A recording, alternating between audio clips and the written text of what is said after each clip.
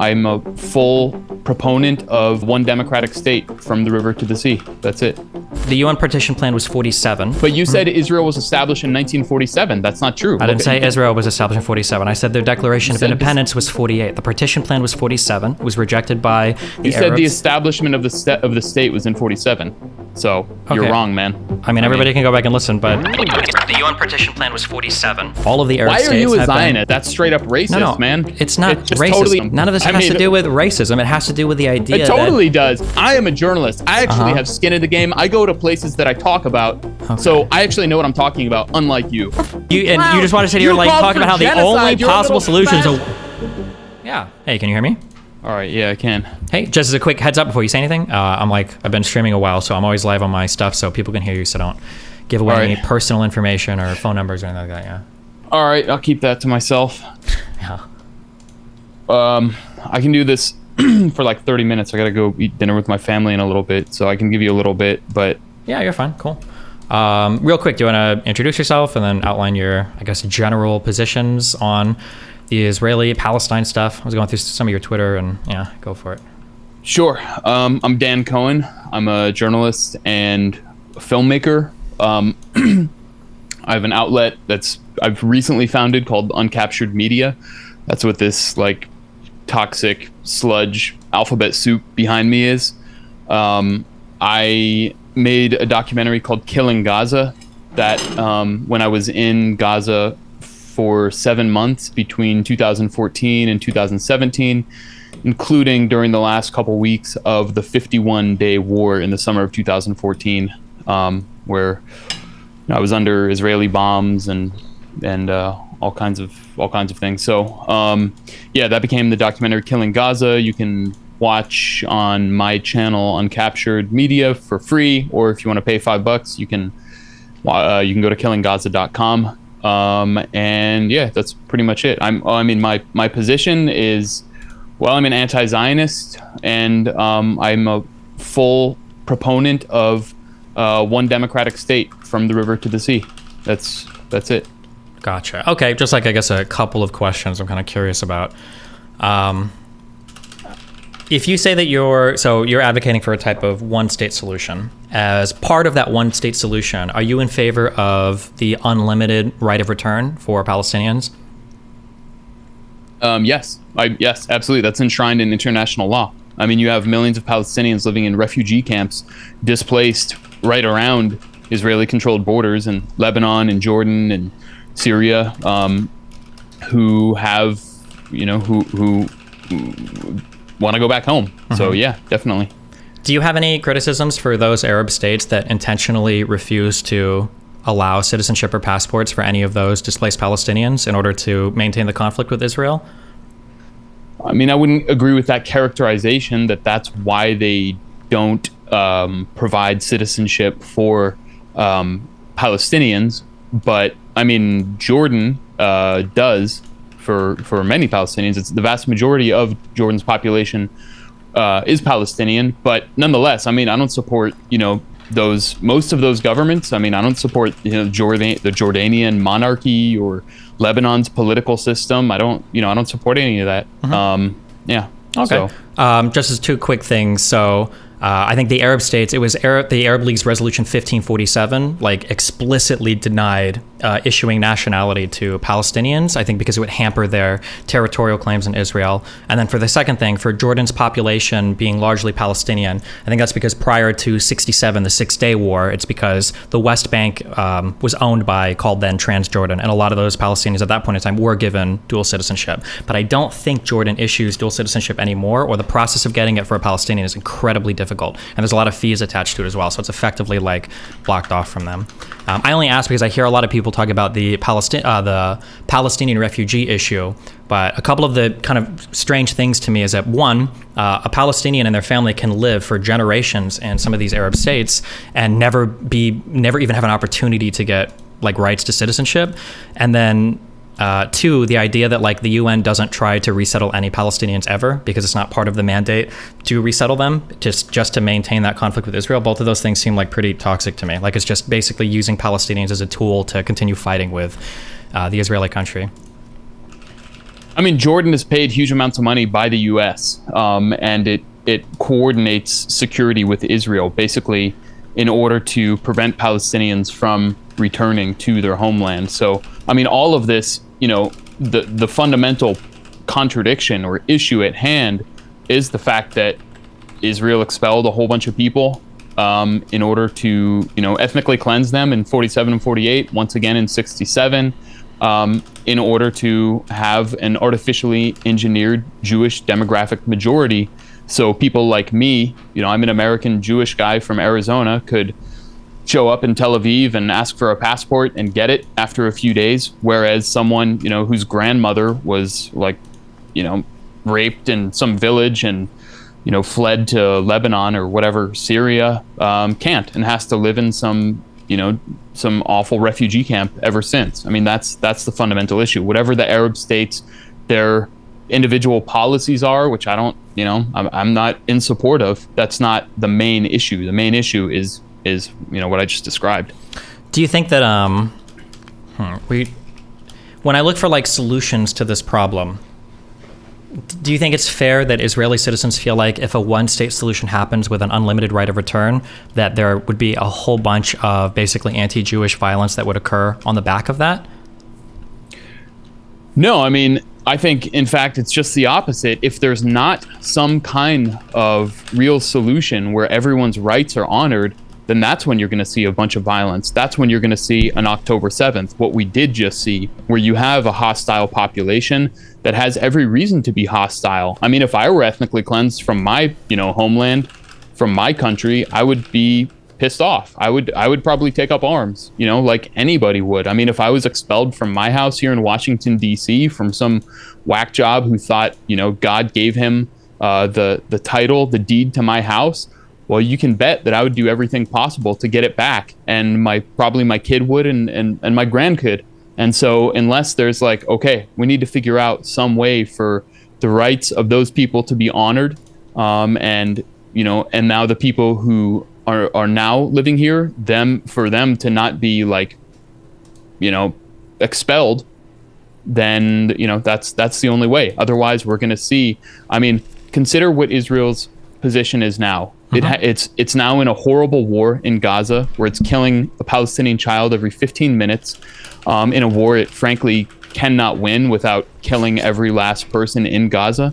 It has to the north Hezbollah, which is much stronger than Hamas, and now it's basically in a smaller scale war with Hezbollah too, which could easily escalate. You have Syria, you have Iran, and you have Yemen, the Houthis, which have declared war. That is precisely the scenario you're describing, where the most of the surrounding countries, or many of the surrounding countries, which are heavily armed, and have no shortage of people, are seeking to destroy the regime. And so when you're surrounded by that many adversarial forces, some of which, if we talk about Hezbollah, if we talk about Hamas, if we talk about even the early foundations of like the PLO or Fatah, when you're talking about some of these organizations that have officially, in some cases in their charter, talked about the destruction of Israel completely, and then you've got Hamas, which is a terrorist, organization that is like has no problem, targeting and killing civilians and everything as part of their violence. Why would an Israeli citizen feel like if they just had a one-state solution, everything would be okay? Like, how is this not setting up a perfect scenario where you're just going to see pogroms, you're going to see state-sanctioned violence, you're going to see, terrorism all across whatever the newly created state is, Israel plus or Palestine plus or whatever? Why wouldn't those people feel like all of their lives are now at risk? Well, I mean, for one thing, that's exactly what we are seeing the Palestinians suffer. State-sanctioned violence, terrorist attacks. Even inside Israel, we're seeing, they just passed a law where even consuming social media that it is considered subversive, in support of terrorism, is now illegal, and Palestinian citizens of Israel are being arrested. So what you're describing is a total projection of what Israel is actually doing, of what Israel actually is. Now, in that scenario that there's some kind of one-state solution, I mean, the fact is, I spent years living around among Israelis and Palestinians. Palestinians are not looking to kill Jews. They're not. It's not like, we just want to kill Jews. If they did, they could have easily killed me. I mean, I was in Gaza for 7 months. Hamas knew exactly who I was. If they wanted to string me up, drag me through the street, my name is Dan Cohen. I can't hide it. They would have easily done that.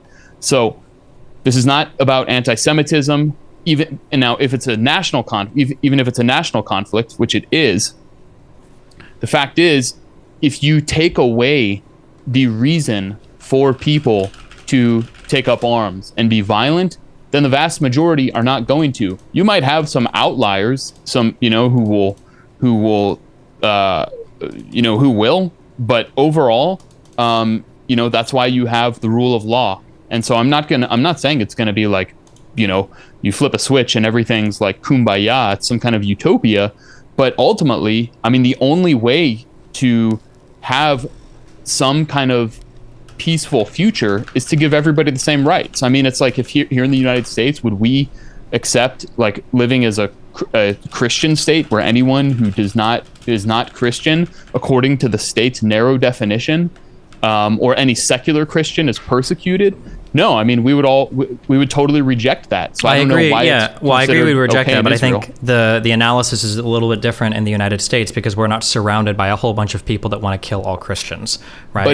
But if the Christian state expelled a bunch of people who were like, I mean, to be clear, we did, right? We did, exactly. We expelled all the Native Americans when we came here, more or less, and they're now restrained to territories that exist in the U.S.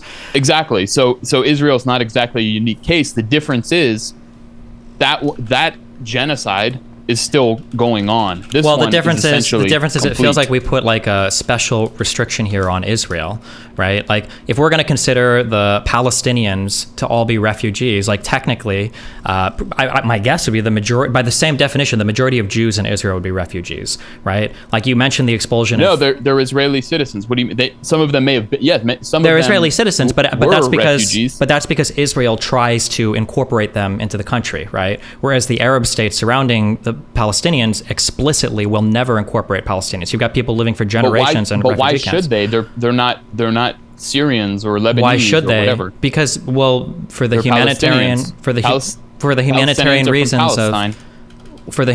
reason of like trying to find better lives for people instead of using them as like political pawns to maintain an indefinite struggle against another country. That's what Israel is doing. It falls on the country or the entity that ethnically cleansed those people, not on the recipients. I mean, it's like it's not their job. And I'm not, again, I totally oppose the monarchy of Jordan. Sure, I understand what you're saying. I'm just saying you brought up 48 and 67, and I'm pretty sure it even happened in 73 after Yom Kippur. Every single time Israel has won wars against the surrounding Arab states, all of those Arab states have also like ethnically cleansed and expelled Jewish people as well, right? That's where all of the big immigration waves were happening after 48, after the 6-Day War in 67, after the Yom Kippur War in 73. Like this happens like over and over again. Do you know what cruel Zionism is? Do you know about like the Lavon affair or how Iraqi Jews, how they fled Iraq? It was actually Zionists that attacked them in order to compel. Zionists threw firebombs into Iraqi Jewish synagogues in order to compel them to flee because they couldn't get enough Jews to outnumber the Palestinians. And this is the whole logic of Zionism, is it's not about saving Jewish life, it's about having more Jews than non-Jews. Sure, and I kind of understand what you're saying. I'm also familiar with the Lavon affair. I think it was in the 50s when Israel, I think the Mossad tried to penetrate Egyptian society and do terrorist attacks. I'm aware of that. But also at the same time, all of these Arab countries, including Egypt, are sponsoring Fedayeen camps that are surrounding Israel, that are doing terrorist attacks on Israel the whole time as well, right?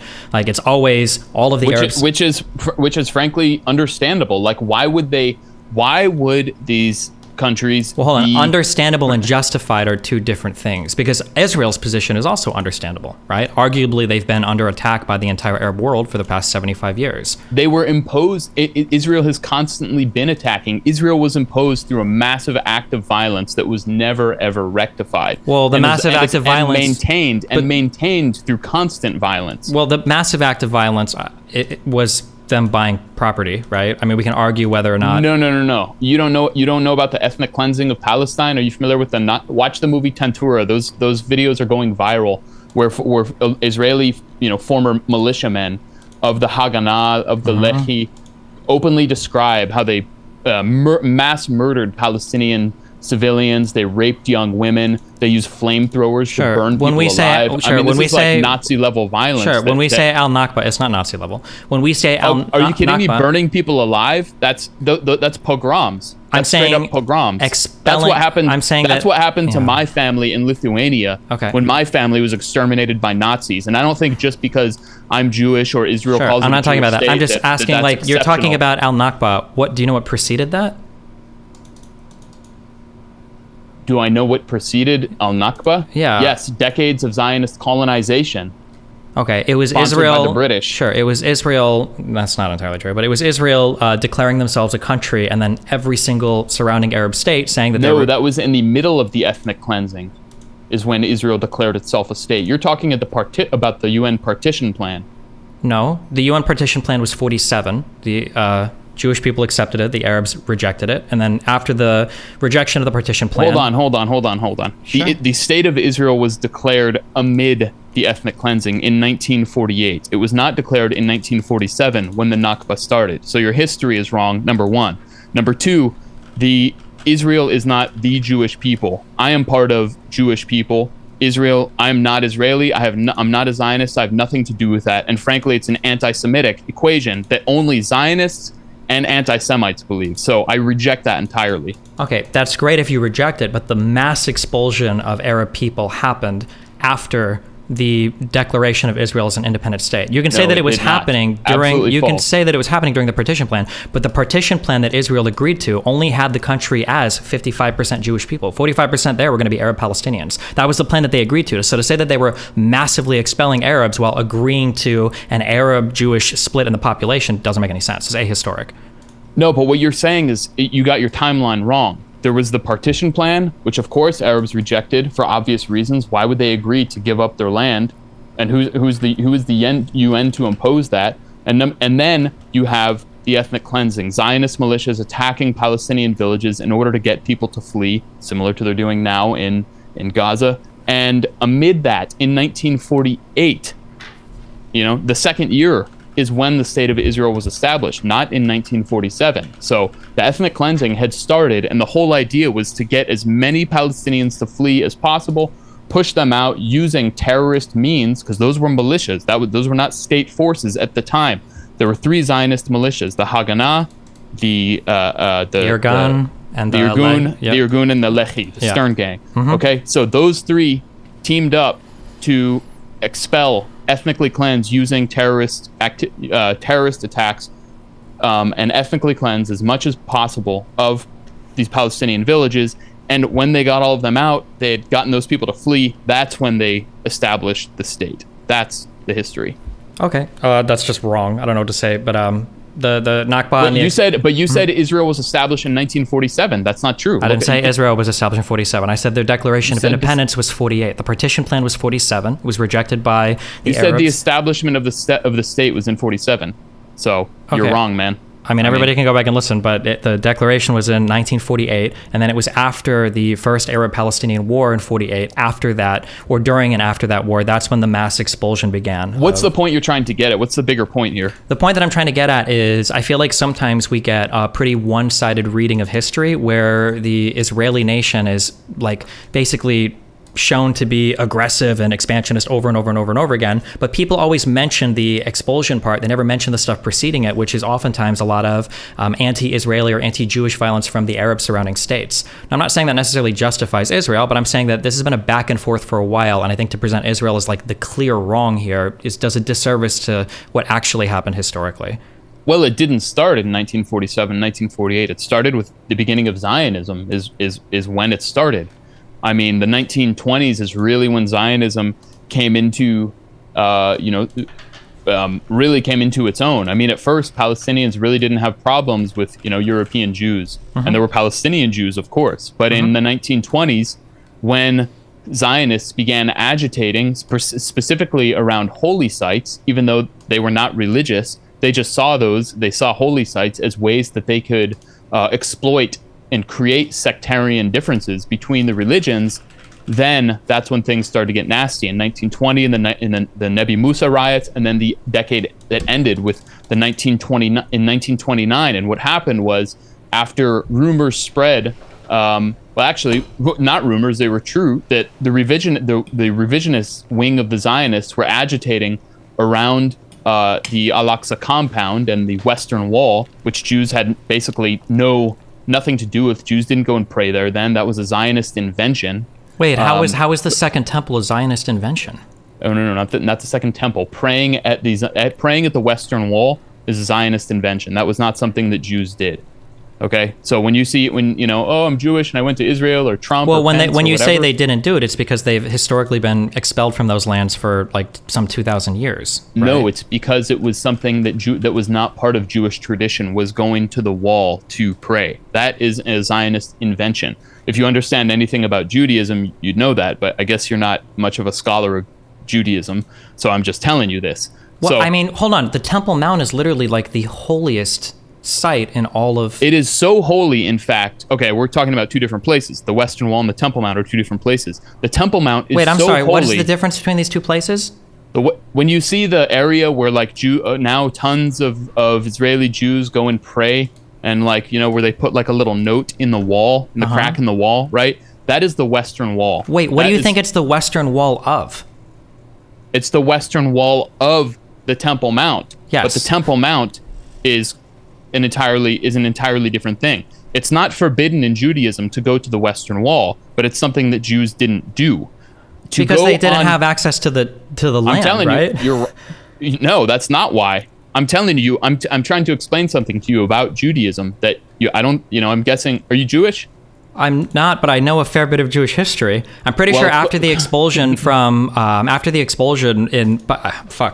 was it around like 100 to 150 or whatever? I think the Jewish religion started to reform a bit, and that they tried not to center as much around worshiping like holy sites, and they tried to be a little bit more religiously like related to all of the stuff that they do basically around like worship at synagogue and everything, and all the little traditions and everything they have there. But it was because they were cut out of that land. Like, it's always, for thousands of years, it's been like a dream for Jews to go back to the Middle East or to Palestine, have access to these holy sites, but the holy sites are basically completely cut off from them for... No. It's not. Okay. You're wrong. Wait, so do you think these holy sites aren't holy to Jewish people, or weren't holy in the year 1000 or 1500? Of course they were. It's the holiest site in the world for Jewish people. But you have to understand how for thousands of years, and to this day, Orthodox Judaism, the religious ones, which is not me, they approach the Temple Mount, the holiest place in the world. Mm-hmm. For Jews, it is so holy that you don't go there. Why? Because since the destruction of the temple, it is completely forbidden, because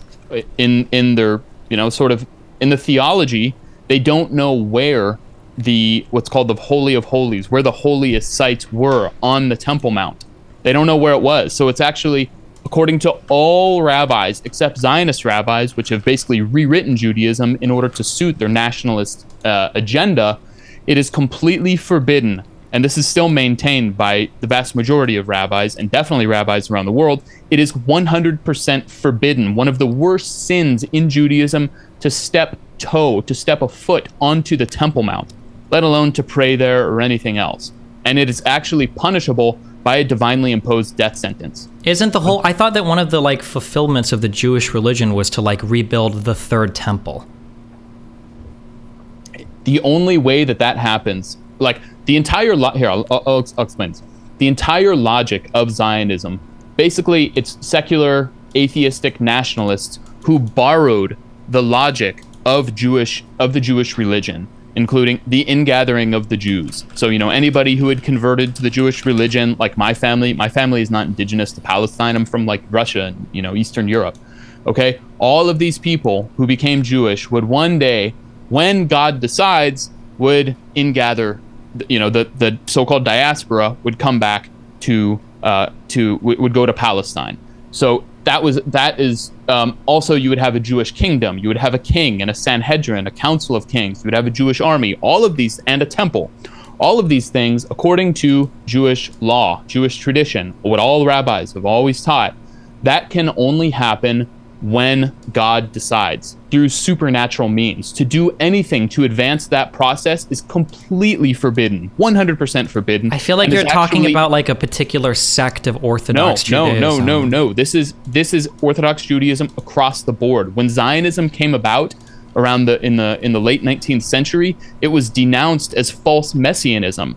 for this exact reason, because they saw that these were like secular nationalists who are not religious at all, who are sinners, in fact. And they said, no, this is, you're using our religion to do something completely different. And this is actually an impediment. In fact, one of the most important rabbis, the Satmar Rebbe from that era, he said he actually believed later that the Holocaust was punishment for Zionism. So the idea that Zionists have created that, it's just the will of Judaism, what we've longed for thousands of years, is completely a farce, 100%. And now, and even Zionists going back, to the... Okay, wait, here, real quick. Okay. I disagree on this religious reading is not what I've been told by any other Jewish person. It's not what I've been linked to anyway. I'm sure there are certain radical sects, but like regardless of that. No, that's fine. Hold on. Regardless of the religiosity, what is the argument for today? Because you're advocating for a one-state solution. If you look at the history of how Jews have been treated in other Arab countries, if you look at the history of how other Arab countries have treated Jews in Israel, what is the strong argument that you can make to Israeli citizens today that a one-state solution would guarantee that they wouldn't just get massacred as soon as the country becomes an Arab and a Muslim majority country? Look at how things are going. Israel is completely dependent on the United States. If the U.S. cuts and runs, Israel's cooked. It's completely reliant. And it is with Benjamin Netanyahu and his band of Kahanists who are, openly, explicitly eliminationists. They're explicit fascists, like Itamar Ben-Gvir, who is now who was part of a terrorist organization according to the Israeli government and the United States. This guy was a terrorist. He's now the head of police. He's the internal security minister in Israel. You have Bezalel Smotrich. Sure, I understand all the names and the people. The Ben-Gvir guy is... Well, my point is you deranged. have these fanatics who have come to power because Zionism has reached its logical conclusion and who are driving the country into like an apocalypse, Armageddon. I don't think Israel is forcing the Palestinians to support Hamas. I don't think Israel has been forcing Hamas to be shooting rockets into Israel for the past 15 years. Look, I like I said, I spent 7 months in Gaza. I know Gaza well. Hamas, like armed resistance or terrorism, if you want to call it that, did not start with Hamas. There were other armed groups before that. So this is not fundamentally about Hamas. Well, it's not, but Hamas has been there as the ruling party since 2007, right? And they've been shooting rockets nonstop ever since. So again, to reiterate the question once more, why would Jewish citizens of Israel feel like they would be safe in a one-state solution when you've got, you said it, Hezbollah's to the north, Hamas is like the ruling party in the Gaza Strip, like every other Arab country still seems to be... Look what the system has brought them to this point, to just permanent war and creating enemies at every turn. So the system, Zionism, is totally discredited. Sure, but no, because prior to the system, first of all, Israel is thriving as a country in the Middle East, especially compared to a lot of their neighbors. Are you sure? Because, for the last 3 years, there have been massive protests against the prime minister, the longest there have been massive protests, and yet Netanyahu continues to hold his prime ministership, right? Look, friends of mine in Israel who are not fanatics, they're all trying to leave the country. The Zionist project, the wheels are coming off. There's a huge divide in the country that makes, I have friends who are like... I understand there's a huge divide, but like this is like the seventh Gaza-Israeli war. I don't know why we think this one is going to be dramatically different. But again, let's say that everything you're saying is true. Is the wheels are coming off with the history of violence from every other Arab state towards Israeli citizens. Why would we expect a one-state solution to just not end in like mass genocide or mass pogroms or mass ethnic expulsion? That's just it's a terrible reading of history. It's just totally a false reading of history is what it is. Which part is false? Constant war from the Arab states. When is the last time Jordan went to war with Israel? Jordan, in 48, they took the West Bank, which wasn't technically owned by Israel. Okay. In 67, hold on, you asked me for one state. In 1967, during the Six-Day War, they fired into West Jerusalem. They were part of the coalition of states that went to war. In 73, during the Yom Kippur War, Jordan was part of the war. And after 73, with the advent of a lot of the extremist Palestinian groups like the PLO, there were basically constant terror attacks launched into Israel until that group was expelled from Jordan. So you have, and since how many decades has the Jordanian government done security coordination with Israel, where it prevents Palestinians, like when these Gaza massacres are going on and Palestinians go to demonstrate, the Jordanians stop them. They act on their behalf. Yeah, that's great. The Jordanians do now, but what about Syria? What about Lebanon? But you just said these countries are in a constant state of war. Okay. Hold on. No. I said that the history. Bombing Syria. I said that Israel's constantly bombing Syria. Israel went to war against Lebanon in 2006 and got spanked. It had occupied it for decades before. It's like you're completely flipping reality on its head. Hold on. Israel has constantly been the aggressor. Historically, okay, like in what conflict was Israel historically the aggressor? Like which one of these conflicts? Let's see. Well, I mean, let's just look at the current situation. Well, you said historically. We can look at the current situation, but the history informs the current situation if you want to do it historically, right? If we just want to look at the current situation, then I would say clearly Israel's surrounded by a ton of enemies. So I don't know why a Jewish person living in Israel would feel comfortable doing a one-state solution where 6 million Palestinians come back and now they're a massive ethnic minority to a group of people that have historically, like genocided or ethnically cleansed them over and over and over and over again. Yeah, no, they have not genocided maybe not genocided, ethnically cleansed. Well, of course they've ethnically cleansed them, obviously, right?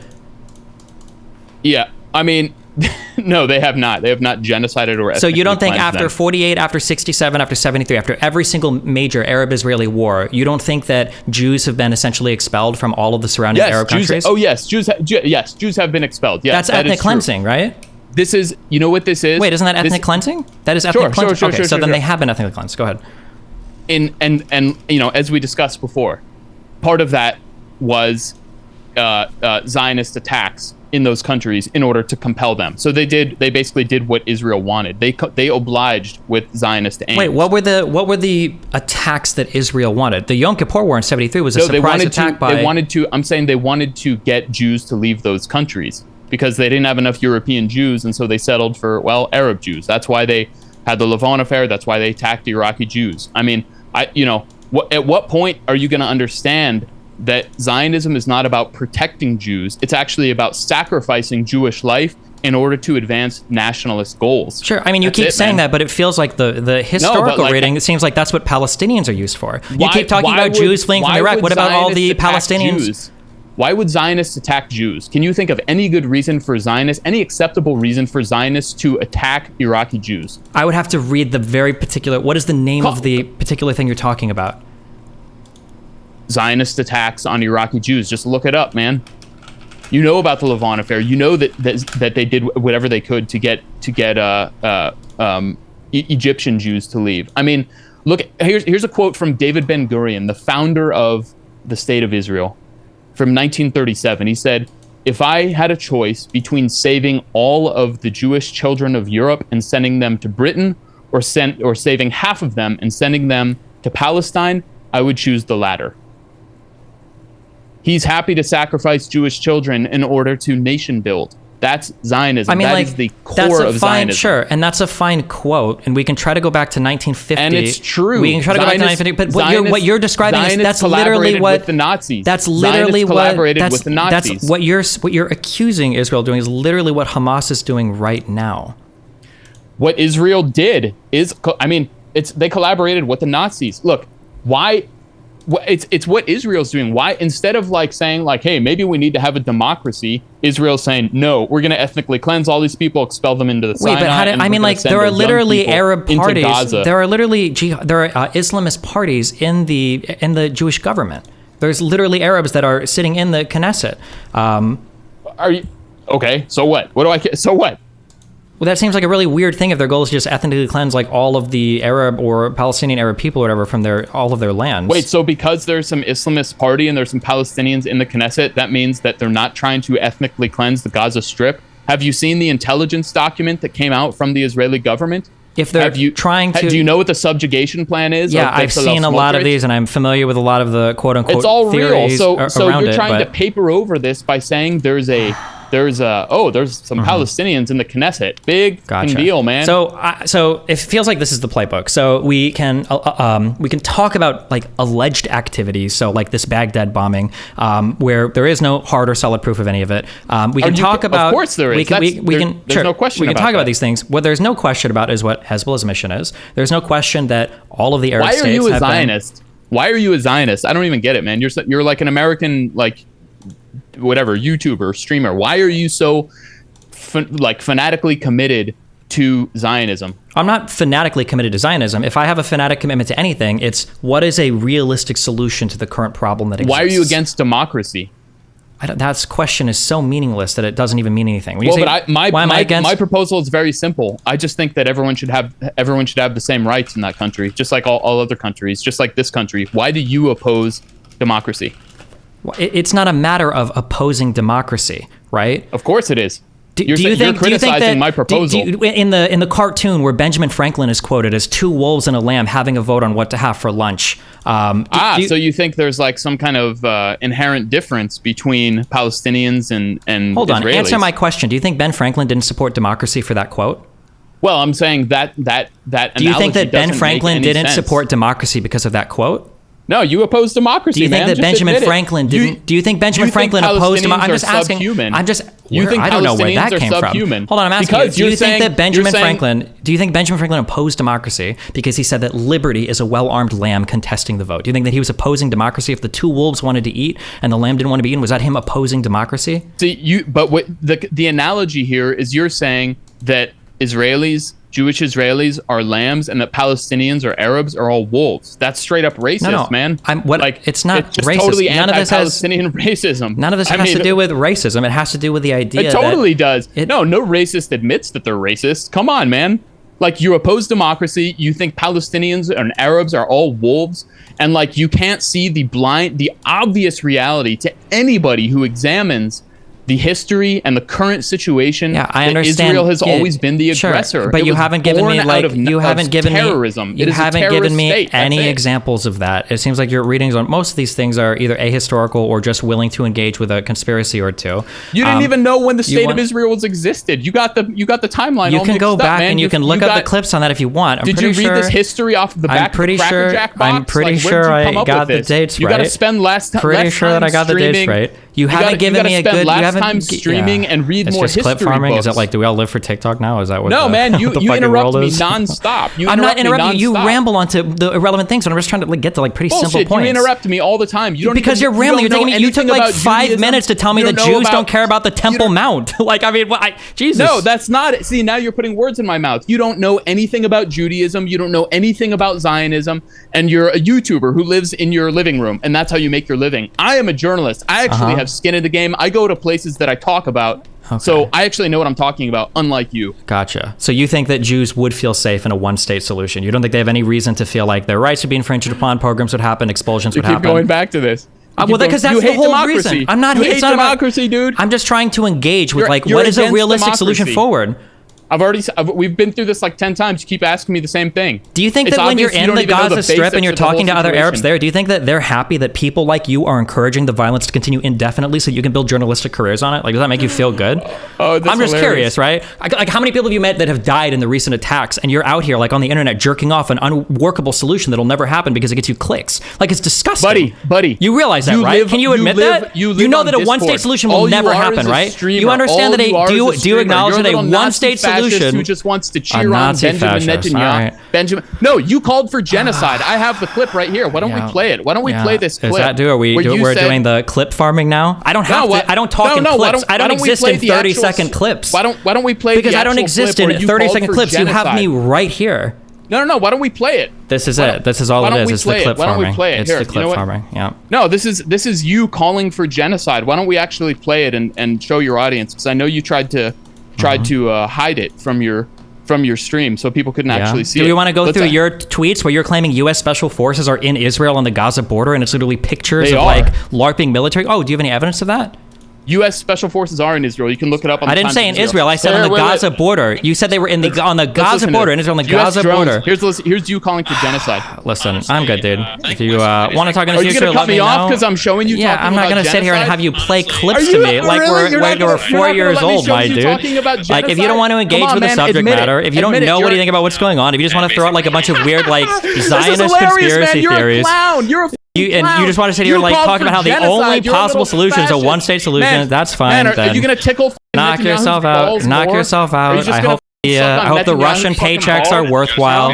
I hope you enjoy it. Have fun, my dude. You got Jesus Christ. This is what I felt like every single debate is gonna be.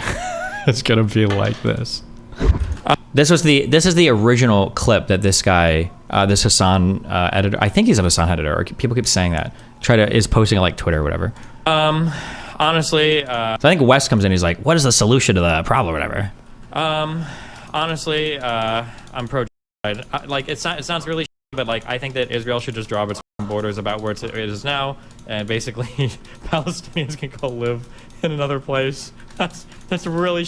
But like that's about where I'm at. I don't know, You just think that Palestine should just pack up and Native American the out of there? The problem is that it seems like there is a hugely general hostility to Jewish people across really the entire world, but definitely the Middle East. Okay, that's where the clip gets cut off at. This is I think the last like 45 seconds after that. Truthfully, the answer is like there's no good answer. It's hard.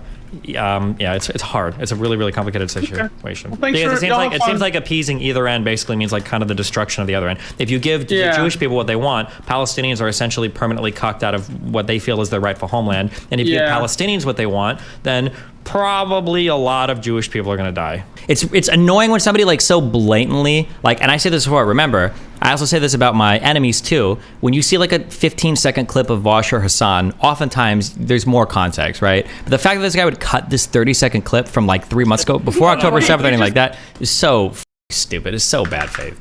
But whatever. Well.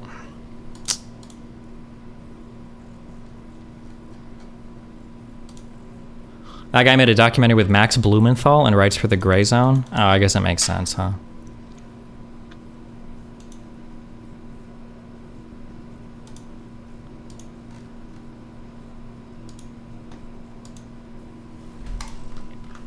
Reminds me of the 2016 conservative debates. True.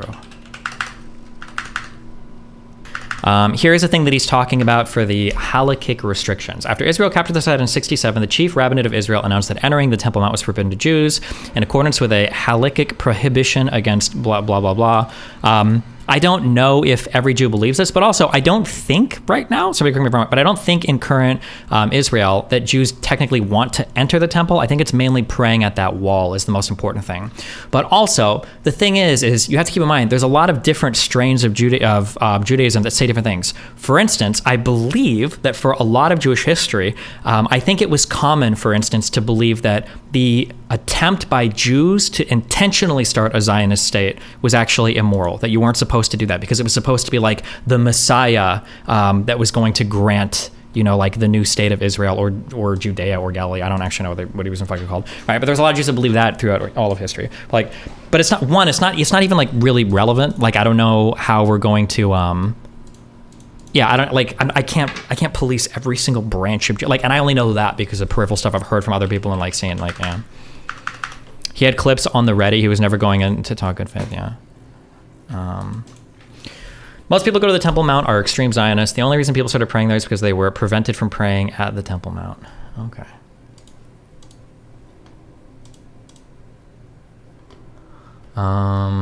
This is fringe Orthodox ideology he was referring to. That's going to link me to the Neturei Karta. These are usually people who are referenced as, look, even the Jewish people don't like Israel. A group of Haredi Jews that were founded in Jerusalem in 1938 after splitting off from Agadah. I don't know. I don't think I want to dig into every single individual sect of Jewish thought. I just don't think it's that relevant. Jewish violence was historically preceded by Arab violence. The Western Wall is not the same thing as the Temple Mount. Okay, true. True.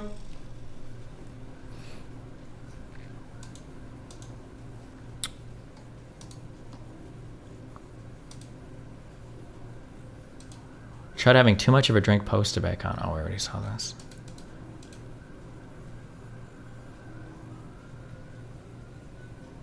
Four current and former LA Sheriff's Department employees have died by suicide in a 24-hour span. Details surrounding the deaths remain unclear. Uh-oh.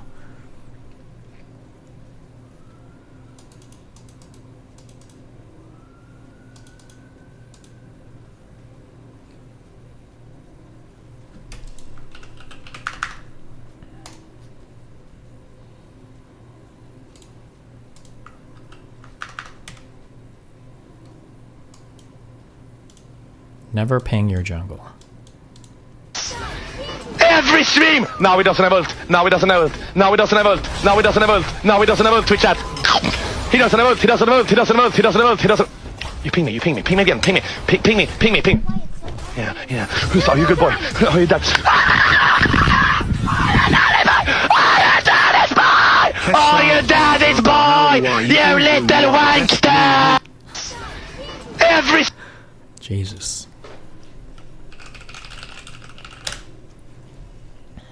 U.S. drone shot down over Yemen. I don't think we treat drones being shot down as big of a deal, do we?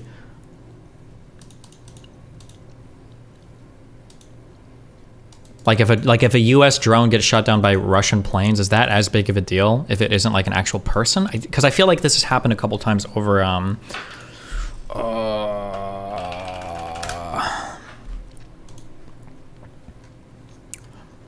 That's not me. Don't worry about that. I'm trying to think of where this has happened. Was it? I don't remember if it was over here, or if it was over the Black Sea, or if it was over the Sea of Azov, but I feel like Russian planes have shot down U.S. drones before, and it's like a whatever thing, you know? Was it near Crimea? Yeah, it might have been in the Black Sea, or it might have been up here in the Sea of Azov, or whatever the fuck maybe, but... His answer to your one-state solution question was basically, well, that's democracy. I guess the answer is Israeli citizens don't want it, so that's just democracy too. Okay, maybe. True. Can you speak on a shitty conspiratorial Baghdad bombing example? Oh, this is an event that I'd actually never read about this before, so I just didn't know. I didn't have this piece of information on hand. Apparently in 1950 to 1951, there was a series of bombings on Jewish targets in Baghdad, Iraq. I've heard of the Lavon affair.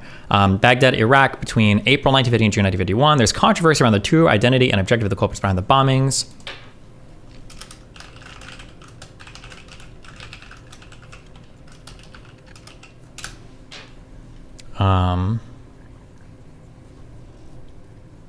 Two activists in the Iraqi Zionist underground were found guilty by an Iraqi court for a number of bombings and were sentenced to death. Another was sentenced to life imprisonment, and 17 more were given long prison sentences. The allegations against Israeli agents had wide consensus among Iraqi Jews in Israel. Many of the Iraqi Jews in Israel who lived in poor conditions blamed their ills and misfortunes on the Israeli Zionist emissaries or Iraqi Zionist underground movement. The theory that certain Jews carried out the attack in order to focus the attention of the Israeli government on the plight of the Jews was viewed as more plausible than most by the British Foreign Office. Telegrams between the Mossad agents in Baghdad and their superiors in Tel Aviv give the impression that neither group knew who was responsible for the attack. Israeli involvement has been consistently denied by the government, including by a Mossad-led internal inquiry, even following the 2005 admission of the Lavon affair. I feel like, and I could be wrong, but because I'd have to see, well, 3 to 4 people died. I feel like the Lavon affair is a way bigger deal, and they admitted to that, but I don't know. Maybe it's different because they're allied to Egypt now and not to Iraq, but...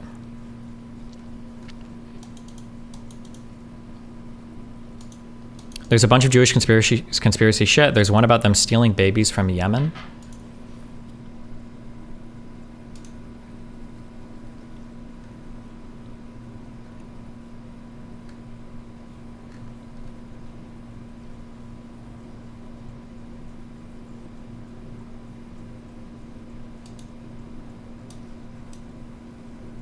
He called you a streamer, but he brought me back to the old Twitch days. True. Wasn't the Lavon affair the Mossad doing some trolling in Egypt? Yeah, the trolling was bombing civilian targets to make it seem like it was the Muslim Brotherhood or something. It was some pretty extreme trolling, okay?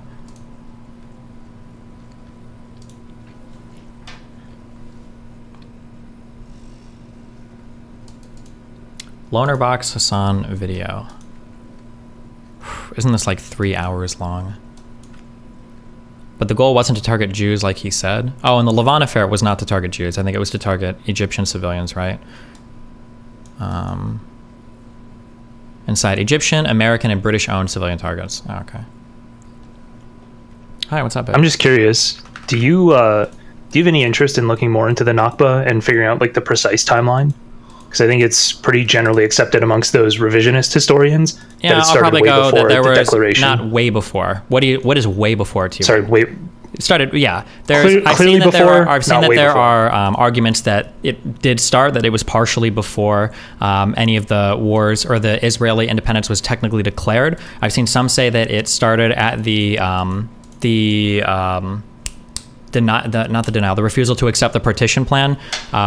Sure, I've seen this, but I don't know how 100% relevant to what we were just talking about. But if you want to come in and, well, actually the beginning, go for it for a bit. Well, I think it cuts pretty significantly against your overall narrative that Israeli aggression is preceded by Arab aggression. Well, I mean, there was Arab and Israeli aggression prior to 47, right? I think there is Arab and Israeli aggression all the way back to the first Aliyah. Yeah. And so if you want to go 80s, back to right? then... 1880s? Yeah. Yeah. But then, like, I think that starts with the Jews aggressively moving in. But I don't think Sure, that's but like... then it depends on if, like, does somebody buying land and moving in count as an aggressive action that you can take, like, arms against, right? My contention is basically that it is... it's probably not equal. It probably sort of shifts where one side's being more unreasonable and then the other side's being more unreasonable. But I just disagree with the assertion that it's Arab all the time, that it's like Arab aggression all the time. Yeah, I don't think I've ever said that. There's been, like I said, there's been like back and forth a ton between Israel or the incoming Jews and the Arabs there. Like there have been massacres on both sides. I think I've explicitly said that Israel oftentimes, like the counter reprisals are pretty hardcore. Here's like a pattern that's probably been established since about 1948. Okay, the pattern is a mine or something blows up or kills 1, 2, or 3 Israeli soldiers or something. They go into the West Bank and they kill everybody in a village of like 50 to 100 people. Okay, and then Israel says, well, listen, we got to come back hard or these motherfuckers are going to keep trying to step two. Okay, so we're trying to send a message. All right, but it seems like for all of the major events that people cite, it's basically just presented as though Israel, out of nowhere, just started all these insanely aggressive actions. And I don't think that's the case for anything. It's always preceded by other stuff. Yeah. But it's not just, I don't think I've ever said a single time that it's only Israel doing defensive wars like the entire time. Like there's definitely room for criticism, especially during the Lebanese war, especially during a lot of the hardcore counter reprisals. People bring up that Samu incident in Jordan, and there are other incidents as well. So yeah, but. Yeah, so just right there, that's probably where I'm losing you. Like there's a miscommunication, because when you say before the major stuff, like people try to blame it on Israel. That's not normally how I've seen you say that. I usually feel like when I hear you say it, it's just people are upset about Israeli aggression and you say it's preceded by Arab aggression. I think it's even written somewhere in your notes that it's like, that's one of your main points is Israeli aggression is preceded by Arab aggression. Because for most of the big points of like Israeli aggression, like that's a note that people don't tend to say. So like the 6-Day War is like the big one that gets brought up over and over again. Like in every Vox video and every streamer talking about this and everything, it's usually just declared as in 1967, Israel launched a war and captured territory from 3 surrounding countries. That's how that's always presented. And there's a lot that's preceding that nobody seems to talk about.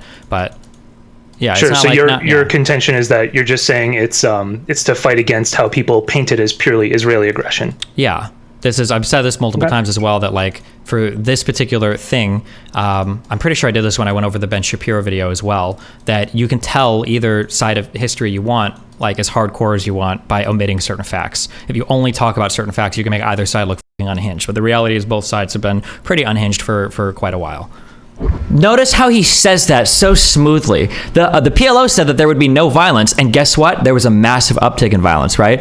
Notice how he doesn't mention this, that on the after the Oslo Accords, that I'm pretty sure that one of the largest things of violence was that Goldstein guy walking into the Cave of the Patriarchs in Hebron and throwing grenades in and shooting like 100 plus people and killing almost 30 of them, right?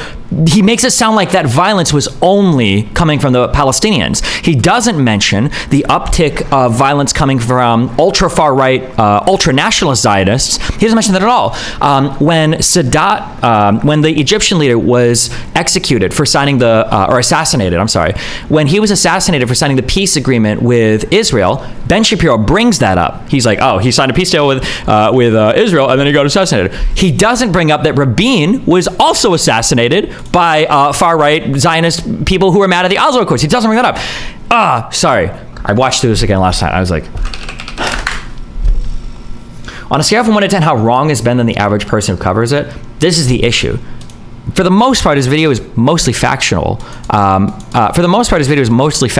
it doesn't. When you omit like half the story, you're not really. You're getting a bunch of true facts, but you're not getting a true story. right? Do you remember when I said a long time ago? I don't know if you guys even agree with me or not on this one. I think my community might have been mostly against me on this. I'm not sure. We argued about WikiLeaks and the leaks of the Democratic Party, and I made this statement at the time when I debated Bernie Bros and Trumples. I made the statement that leaks from one side is worse than leaks from no side. I'd rather have no leaks than just selective leaks, because selective leaks are giving you a worse story than no leaks, right? Because if you have no leaks, you don't really know what anybody's up to. They might be doing some weird shit. They might be doing some weird shit. Who the fuck knows, okay? Not sure. But when you only get leaks from one side, the assumption is those people are really bad. I didn't get any leaks of those people. Those people must be pretty good. And that is incredibly damaging. Having leaks from only one side only serves to create a false story in your mind. Even if the facts are real, the narrative is fabricated because you don't have all the facts. It's very, very, very hard for people to understand that. Yeah, 100%. Okay, cool. Yeah, that was all I was curious about. And then I felt like if you were going to defend that, I was going to want you to go through the what do you call it? The Sabra and Shatila massacre, because I walked through that timeline like very, very intricately, and it's actually like more than I possibly could have imagined in like a lot of ways. It's crazy. But sure, I haven't obviously gone hardcore there is a into whole that, bunch around it too. Sure. My understanding is that basically the IDF in that territory at that time basically was like the invading force, and they supported like the Phalanges, and they knew that the Phalanges like fucking hated the native Palestinians there, because I think the Palestinians were in charge of the assassination of the Lebanese leader that the Phalanges liked. So basically they weren't, but that was the impression. Or it was a Syrian. Gotcha. And then and then basically, while under the protection of the IDF, like the IDF had essentially surrounded these two refugee villages, and they sent the Phalanges in purportedly to just, rout out militant or terrorist behavior. But like the understanding at the time probably should have been that some fucked up shit is going to happen if you allow this to happen, and that basically fucked up shit did happen over the course of, I think it was several days, where the IDF almost certainly should have stepped in and did something. Like I think even the commission that Israel did on this held, it wasn't Sharon, it was Dayan, right? It's Sharon. Wasn't no, Sharon? Sharon is personally responsible. That they held Sharon responsible, saying that he had a much higher responsibility for the safeguarding of the Palestinian people in that area. They failed to live up to that. But I would say even that categorization, that sort of admission is way too soft and like completely whitewashed. Okay. Leading up to it, what happened was the PLO was carrying out terrorist operations. So it's not like they weren't responding to nothing. Mm-hmm. And they were operating in training. That was one of their primary places, was these two camps. Mm-hmm. But Israel wanted to invade. The UN stepped in. They negotiated the PLO evacuating to Tunisia. So the US oversaw this, that the PLO left and went to Tunisia. Israel basically said, no, there's still 3,000 like terrorists there, and they invaded Lebanon and surrounded Beirut, which Sabra and Shatila is a neighborhood in Beirut. Mm-hmm. So they knew the terrorists were gone based on like the US word. Oh, they waited for the US forces. Knew that the terrorists were gone? Because my understanding is like, when you say evacuated to Tunisia, like at this point, wasn't Israel already involved in bombing Tunisia? Like weren't they bombing, is it Tunia? What's the name of the fucking capital of is it even the capital?